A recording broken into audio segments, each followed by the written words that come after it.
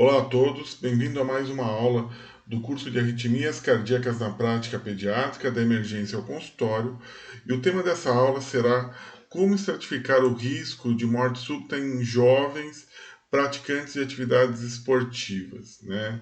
É um tema bastante interessante, é um tema que é recorrente para todos os médicos, tanto pediatras, cardiologistas pediátricos, clínicos, cardiologistas, que é como saber se esse paciente tem um risco maior ou não de morte súbita naqueles pacientes que não têm cardiopatia estrutural.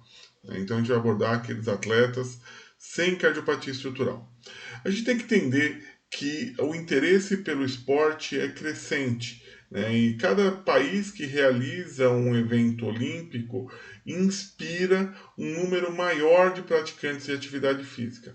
Isso aconteceu em Londres em 2012 e, consequentemente, aconteceu na Olimpíada do Rio em 2016.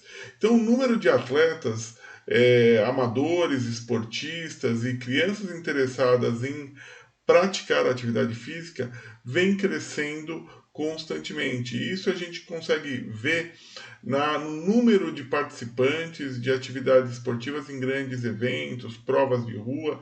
Cada vez a gente vê mais jovens querendo praticar a atividade esportiva e alguns em nível competitivo.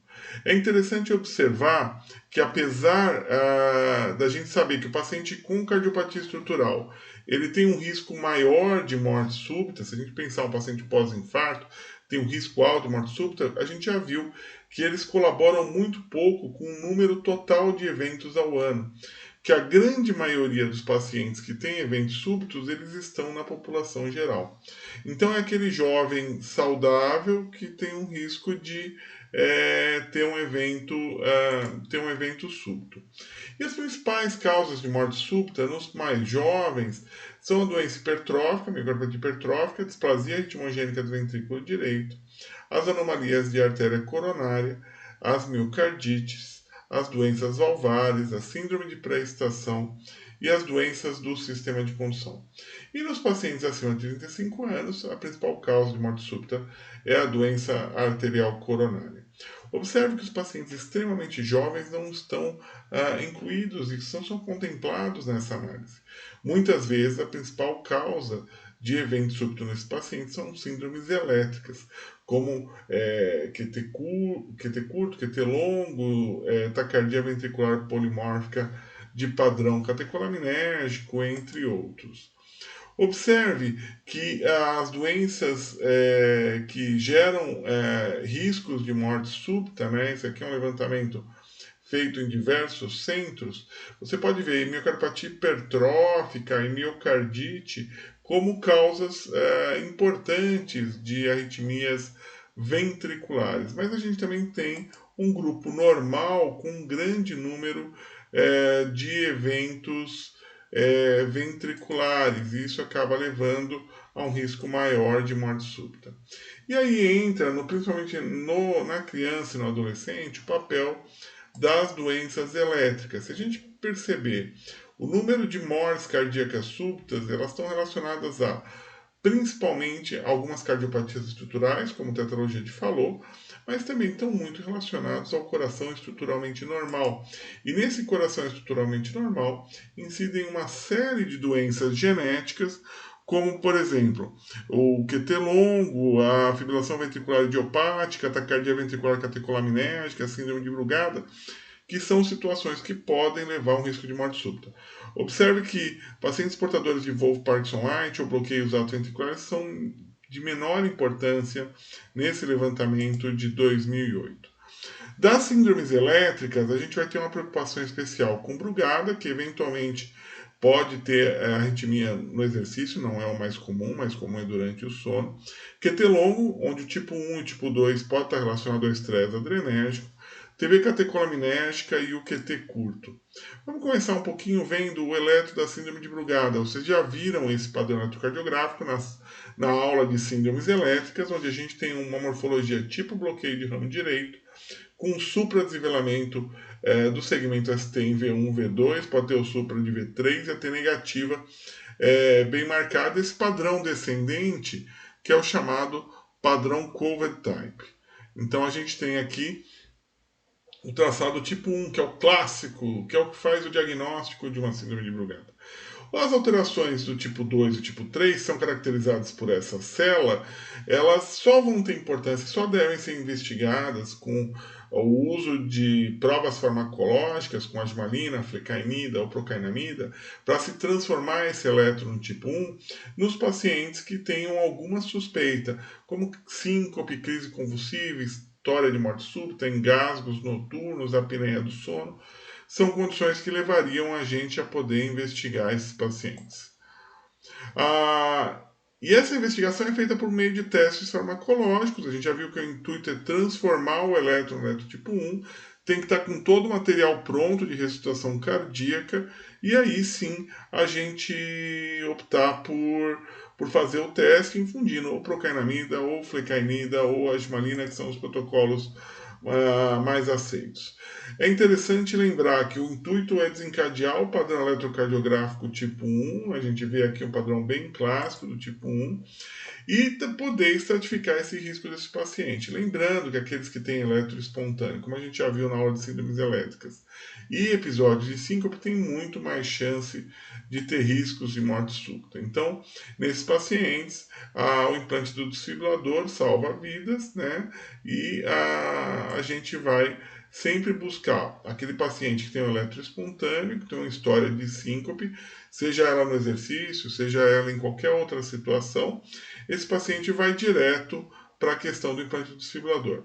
Se ele tem um eletro espontâneo e é absolutamente assintomático, eu posso lançar a mão do estudo eletrofisiológico para identificar esses pacientes. Mas a grande dúvida vai estar no paciente que é assintomático, que tem um eletro normal de base, ele foi um rastreamento genético, ou ele teve alguma indução em algum momento com o uso de algum fármaco. Esse paciente a gente pode seguir somente esse paciente, principalmente se ele tiver o eletro espontâneo, somente o eletro espontâneo normal, né? A gente pode só seguir este paciente. A síndrome do QT longo talvez seja uma das maiores preocupações relacionadas ao exercício, ao estresse, né? Porque a gente vai fazer o diagnóstico, como a gente já viu, pelo score de Schwartz, dando probabilidades a esses pacientes.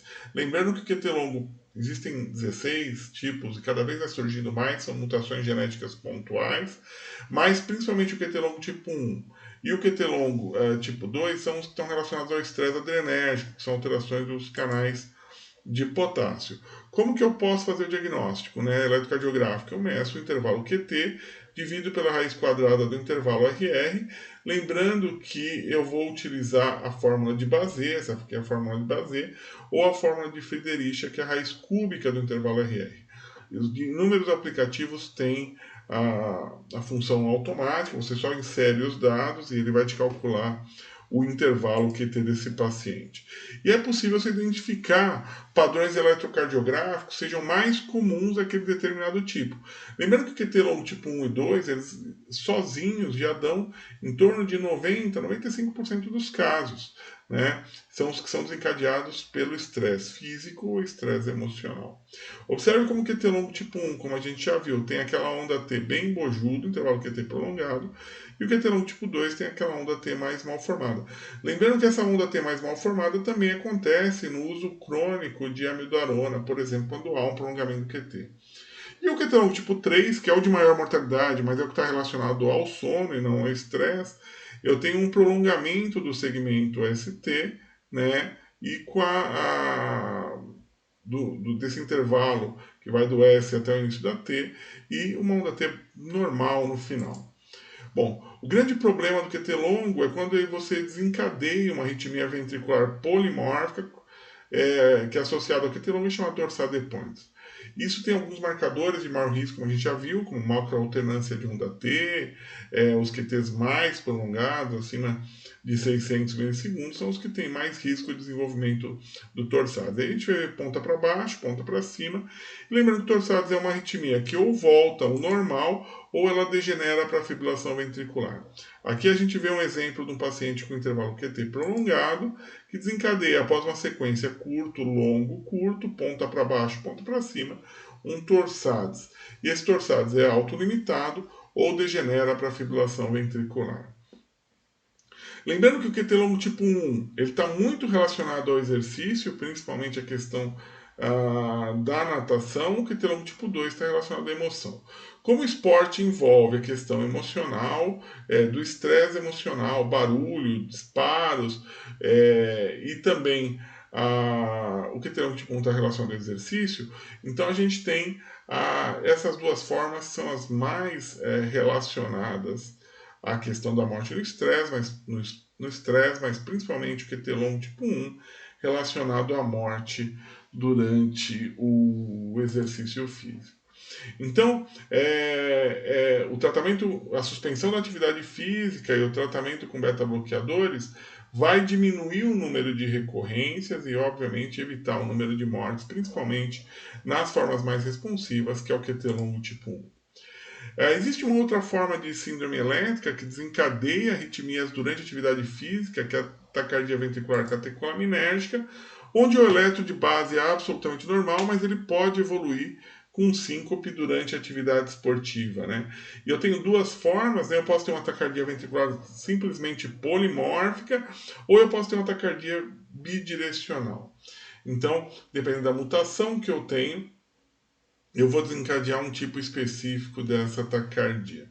E aí o eletro normal de base é absolutamente normal, mas quando o paciente começa a fazer atividade física, desencadeia um evento polimórfico. E geralmente ou polimórfico ou bidirecional. Uma outra forma de síndrome elétrica que a gente já comentou é o QT curto, que é mais raro, e esse QT curto, que é mais raro, acaba levando a um risco também de arritmias relacionadas ao exercício ou ao repouso, dependendo do seu subtipo, que pode degenerar para uma fibrilação ventricular. Então, eu vou ver esse intervalo QT bem mais curto e acabando desencadeando eventos. Uma outra coisa que é importante, a gente vai reservar uma aula depois ou discussão de casos só para isso, é a questão das síndromes do ponto J, chamadas repolarizações precoces, né? A gente tem as repolarizações precoces na parede lateral como benignas, aquelas que acontecem em V4, V5, V6, mas aquelas que acometem a parede inferior e lateral ou só inferior, elas são associadas a um risco maior de fibrilação ventricular. E quando a repolarização precoce se instala de forma difusa, também há um risco maior de eventos, principalmente durante a atividade esportiva, e ela se encaixa no quadro das chamadas síndromes do ponto J.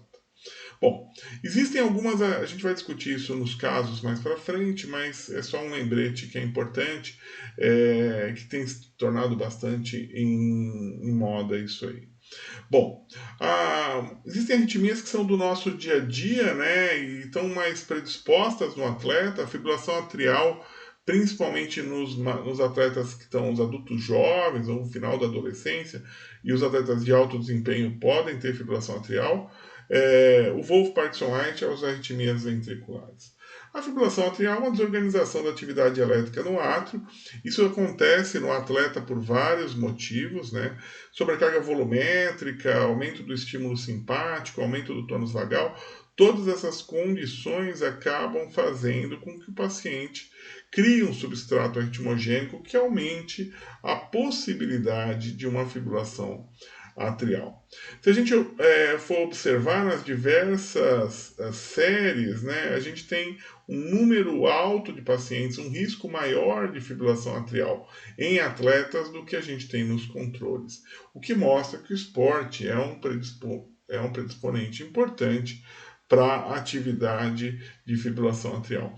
E muitas vezes esses pacientes não vão conseguir fazer atividade esportiva em uso de medicação antiarrítmica, então a ablação por radiofrequência é uma opção para o tratamento desses atletas para que eles possam continuar suas atividades regulares. Essa arritmia é menos incidente, quase inexistente na infância e rara na adolescência, só vai acontecer nos pacientes que têm um alto grau de treinamento e isso sim aumenta o risco. Agora, extremamente frequente é a síndrome de Wolff-Parkinson-White, dentre aqueles pacientes que evoluem com risco de morte súbita, né? Eu vou observar a questão do intervalo PR curto com o da delta, lembrando que o Wolff-Parkinson-White ocorre em 0,3% da população, então é uma taxa percentual baixa, mas um número total de população muito grande, o que envolve um risco maior para esses pacientes. Então, quando eu tiver PR curto com da delta, alteração de repolarização, associado a algum sintoma, eu vou ter uma síndrome de Wolff-Parkinson-White. O sintoma pode ser referido ou uma taquicardia.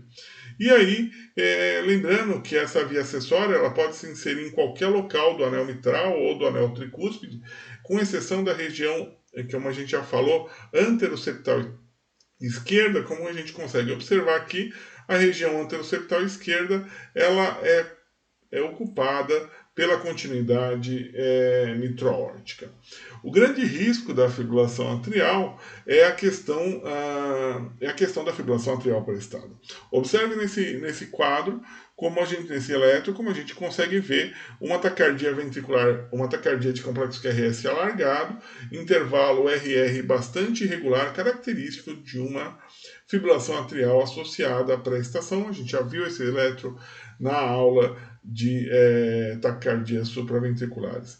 Lembrando mais uma vez a vocês daquela aula que esse é o motivo pelo qual a gente mantém o carrinho de parada ao lado com o desfibrilador quando a gente faz a adenosina, porque a adenosina baixa o limiar do átrio para a fibrilação atrial e às vezes uma ataque supra pode ser convertida a isso ao uso de adenosina.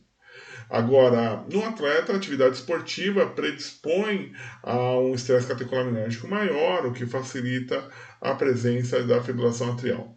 Uma outra coisa que é importante é a gente observar que existe um risco aumentado de fibrilação atrial em pacientes portadores de pré-estação. De 20% a 30% desses pacientes podem ter a presença de fibrilação atrial e, a depender do período refratário dessa via acessória, podem conduzir ao ventrículo com resposta rápida e degenerar para a fibrilação ventricular.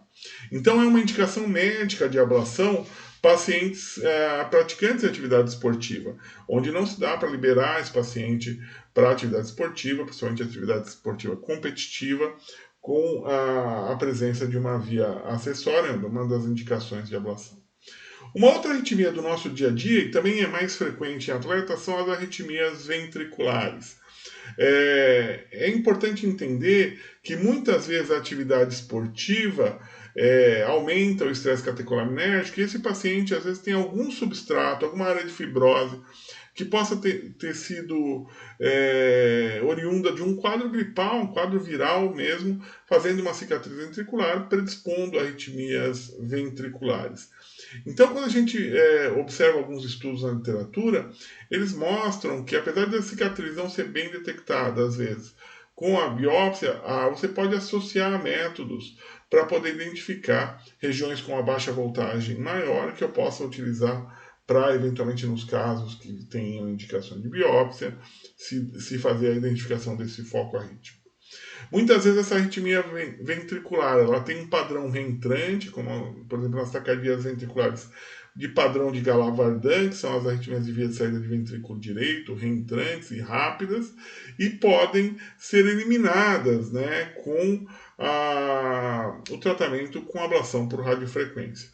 Esses pacientes que têm muitas arritmias ventriculares, muitas taquicardias ventriculares que estão impedindo a prática esportiva, principalmente se forem monomórficas, podem ser submetidos à ablação. Aqui a gente vê um mapeamento eletroanatômico de uma arritmia da via de saída do ventrículo direito em um paciente com coração estruturalmente normal, onde não havia a possibilidade de cardiomiopatia arritmogênica do ventrículo direito, e aí a gente realiza a ablação, identifica o ponto mais precoce e faz uma aplicação por radiofrequência, e isso elimina o foco ventricular. Uma coisa interessante é lembrar que pacientes que têm arritmias ventriculares complexas, né, são iguais à suspensão da atividade física para avaliar a questão da influência do esporte sobre essas arritmias. E se elas persistem com essa arritmia após o descondicionamento, aí a indicação de ablação tá feita, a gente pode fazer a ablação para que esse paciente possa voltar a fazer a atividade competitiva em um nível um nível mais intenso. Agora, se essa arritmia realmente persiste, mesmo após os tratamentos indicados, né, aí eu posso realmente aquele que eu falei. Se você tem uma arritmia que reduz após a atividade esportiva, ó, tudo bem, isso é do esporte, fica tranquilo. Agora, se esse paciente persiste com aquelas arritmias, apesar do descondicionamento, isso mostra que essa arritmia não depende só do esporte, deve ter um substrato, então a gente vai indicar eventualmente a ablação por radiofrequência para o tratamento desse paciente. Lembrando que se eu pensar, os atletas têm um número alto, né, de ectopias ventriculares, né, comparado com pacientes que não praticam esportes até um pouco maior, mas essas ectopias ventriculares elas podem estar envolvidas também a um risco maior para esse paciente, principalmente se elas forem do acoplamento mais curto, que acabam levando à fibrilação ventricular. São chamadas extrasístoles ventriculares de acoplamento ultracurto. Essas devem ser observadas no eletrocardiograma, no teste ergométrico e serem avaliadas para a questão do tratamento. Existe uma série de arritmias que se estabelecem pela própria atividade esportiva, né? São as mortes acidentais durante o esporte, estão muito relacionadas à questão de um trauma torácico, motivo pelo qual se aumenta o tamanho de bola, se usa material protetor, mas observe que há um trauma torácico, né, de alta energia, seja por um golpe, seja por uma bolada mesmo, ele pode incidir no período refratário e gerar uma fibrilação ventricular, isso é chamado commotion cords, e esse commotion cords está muito relacionado à questão da complacência torácica, né? Se a gente pensar, quanto mais complacente é esse tórax, então maior é a transmitida energia do tórax ao coração. Por isso você tem uma incidência de commotion cords, principalmente nos Estados Unidos, maior em pacientes mais jovens, mas no mundo inteiro é possível se observar a presença de commotion cords em diferentes faixas etárias. Lembrando que alguns esportes estão mais relacionados à questão do commotion cords, né? Beisebol, cricket, futebol americano, são esportes praticados principalmente nos Estados Unidos, o rugby, que é praticado no resto do mundo, e observe como o futebol também, principalmente o futebol de salão, tem uma incidência presente de risco de commotion cords. Sempre que eu tenho um evento, uma parada durante uma atividade com um trauma, como karatê, taekwondo ou uma bolada, eu tenho que descartar a presença de cardiopatia estrutural e o cuidado que eu tenho que ter quando eu tenho esportes onde há um risco de trauma torácico é ter um material de proteção adequado e uso do desfibrilador. É importante sempre que a gente descarte nas arritmias do ventrículo direito, descarte a possibilidade da cardiopatia arritmogênica ou da displasia arritmogênica de ventrículo direito, como ela é chamada. E esses pacientes portadores de displasia não podem fazer atividade física, então a gente suspende e vai estratificar o risco para a questão da ablação, para a questão do implante do CDI, da medicação. Pacientes com QT longo, principalmente QT longo tipo 1, que é o que está relacionado à atividade esportiva, mas no geral todos os QT longos, a gente suspende a atividade competitiva, né? E indica a questão do beta-bloqueador, lembrando que o QT longo tipo 1 e 2 são os mais responsivos ao beta-bloqueador, e o implante do desfibrilador a depender da estratificação de risco. A arritmia ventricular idiopática, TV idiopática, aquela que eu descartei todas as outras causas. Lembrar que eu tenho que avaliar o seu padrão com exercício, principalmente se for uma TV não sustentada, e eventualmente indicar a questão da ablação por radiofrequência para esse paciente poder continuar a sua atividade esportiva. Fibrilação atrial e flutter, que são mais raras na infância, começa a cometer no final da adolescência e os adultos praticantes de atividade de alta intensidade. A gente tem que tomar um pouco de cuidado de ver a resposta ventricular, avaliar a possibilidade de ablação por radiofrequência, porque muitos dos medicamentos usados para tratar uma arritmia são considerados doping na lista do Comitê Olímpico Internacional. A Wolff-Parkinson-White, a gente fala que é uma indicação médica de ablação, o paciente tem pré-estação, quer fazer atividade esportiva, é indicação médica, a gente vai indicar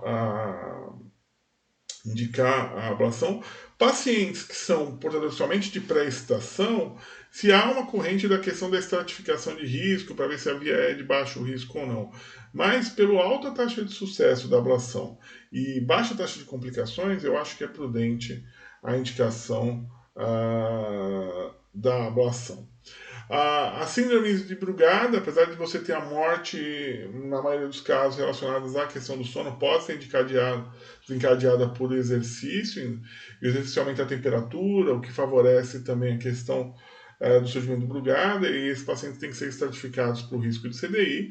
TV catecolinérgica, suspender absolutamente todo o exercício e a tratamento com beta-bloqueador e indicação do desfibrilador. QT curto a gente tem pouca experiência, mas não deve fazer atividade esportiva. Recentemente a gente teve a publicação da atualização da diretriz de esporte, então eu vou dedicar esses últimos minutos a alguns dados que a gente tem, que a gente construiu ao longo dos anos, e a questão da diretriz de esporte.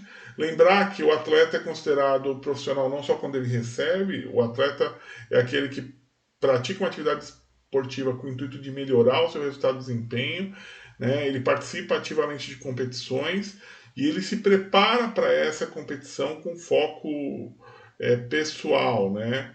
Então isso acaba levando muitas horas de treinamento para que você consiga romper os seus limites, né?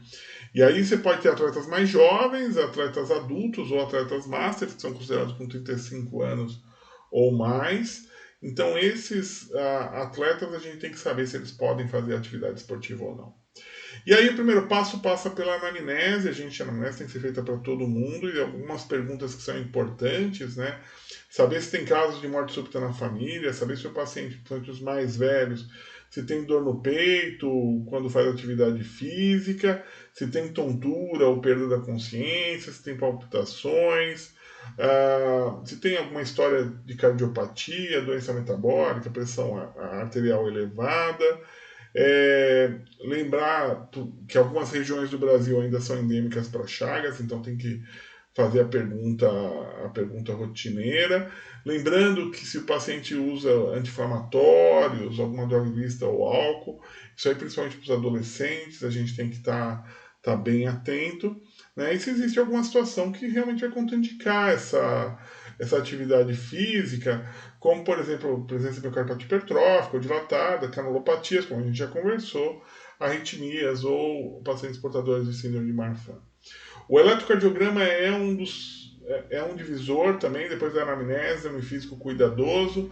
A gente tem a questão a gente tem aqui bem claramente a questão do eletrocardiograma. A gente pode ver que o eletrocardiograma fornece alguns dados de maior gravidade para esse paciente, como, por exemplo, fragmentação do complexo QRS, alargamento QRS, os notches na porção final, que possam indicar síndrome de repolarização precoce, a T negativa, né, se opondo ao QRS, quer dizer, um aumento do ângulo QRST, e o intervalo QT prolongado são alguns marcadores que a gente pode ver.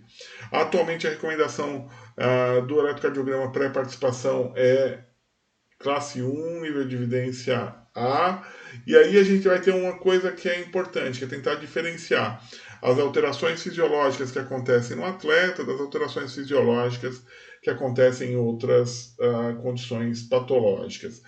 Lembrar que o atleta tem algumas condições, né? Ele tem uma tendência maior à bradicardia, lembrando que os adultos podem ficar com frequências cardíacas de 35, 40, a arritmia sinusal, o RRI irregular, pela influência do tônus vagal.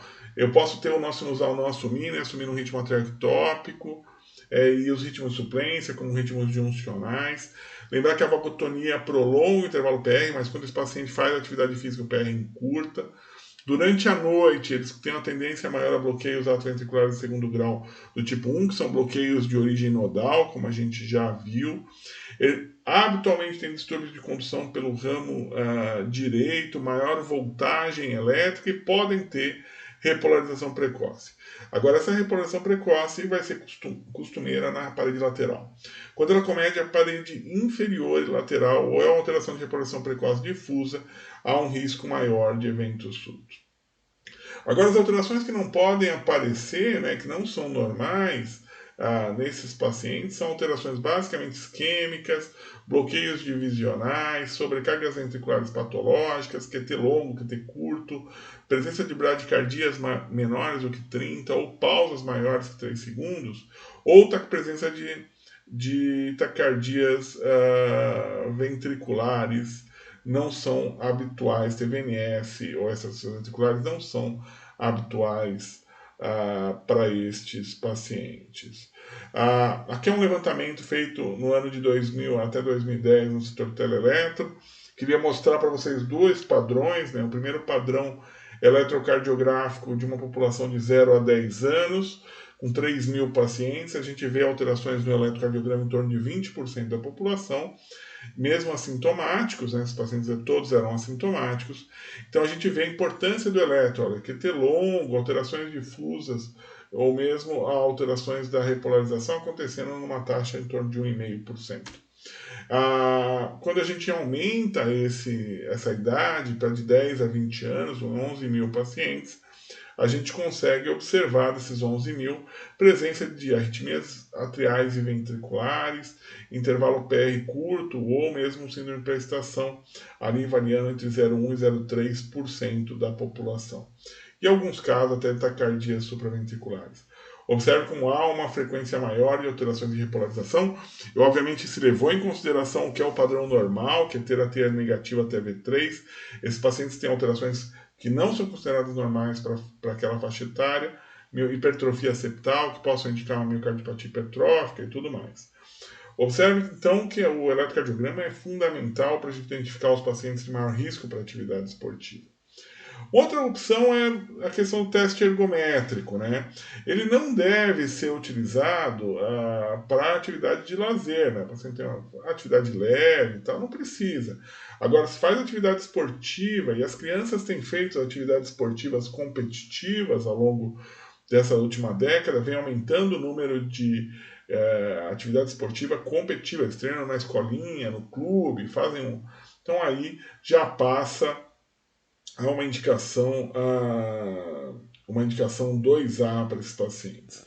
E agora, os pacientes com alto desempenho, né, atletas mesmo, de ponta, atividade esportiva, competição em atletas profissionais, sejam das diversas faixas etárias, aí o teste ergométrico passa a ter uma indicação classe 1. Usar o teste ergométrico para rastrear as crianças que não estão fazendo atividade esportiva, só para poder avaliar o risco de morte súbita, isso não deve ser feito, né? Uma outra coisa importante é quando indicar um teste ergométrico, tanto quando indicar um cardiopulmonar. Lembrando que o teste ergométrico fornece muitos dados que acontecem também no cardiopulmonar. Mas a atividade do teste ergométrico, como vocês podem ver, por exemplo, para a gente ver a questão da eficiência mecânica, da resposta funcional, a atividade do teste ergométrico é muito mais presumida, enquanto do cardiopulmonar é uma medida eficaz, né? Incluindo a resposta da questão da ventilação, a resposta inotrópica, a eficiência mecânica do paciente da atividade esportiva. Então, o teste cardiopulmonar é um teste mais difícil de ser realizado, mas ele fornece uma medida mais real. E o teste ergométrico está mais popularizado quanto a isso. Bom, do ponto de vista do teste cardiopulmonar, ele pode ter uma indicação 2A para esportistas, mas e classe 1 para atletas profissionais. Ela deve ser realizada para atletas profissionais nas suas diversas faixas etárias, desde os jovens aos adultos, aos masters. E também ela pode ser utilizada, principalmente na infância, quando a família refere que durante a atividade física a criança se cansa. Então ela serve para a estratificação mais precisa de qual é o fator limitante ao exercício. Né? O ecocardiograma ele é confirmatório quando eu tenho alguma suspeita clínica, quando eu tenho alguma alteração na minha clínica, então é classe 1 nível de evidência A para essas situações. Agora, a utilização do teste ergométrico rotineiro para uma população de atividade física não profissional assintomática aí é classe 3.